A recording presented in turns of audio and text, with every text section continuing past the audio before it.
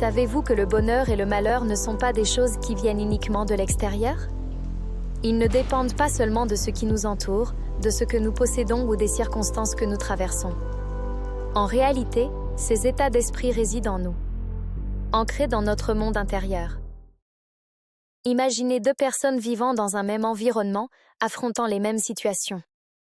Pourtant, l'une peut se sentir épanouie, tandis que l'autre ressent de l'insatisfaction ou du malheur. Pourquoi une telle différence?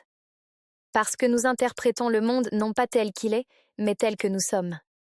Notre monde intérieur agit comme une sorte de filtre. Nos pensées, nos croyances, nos émotions, tout cela influence la façon dont nous percevons la réalité. En d'autres termes, chaque personne vit dans un monde qui lui est propre. Un monde qu'elle construit à partir de son univers intérieur. Mais voici la bonne nouvelle, ce monde intérieur n'est pas immuable. Nous avons en nous le pouvoir de le transformer, de l'améliorer.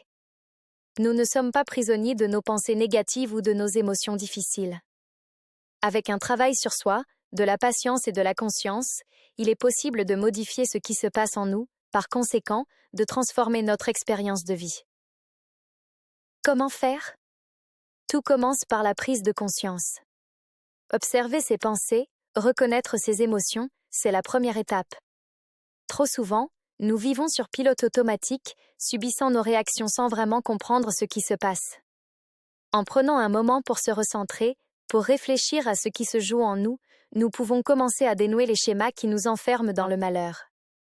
Ensuite, il s'agit de nourrir activement notre monde intérieur. Cela peut passer par des pratiques comme la gratitude, où l'on apprend à reconnaître ce qui va bien dans notre vie.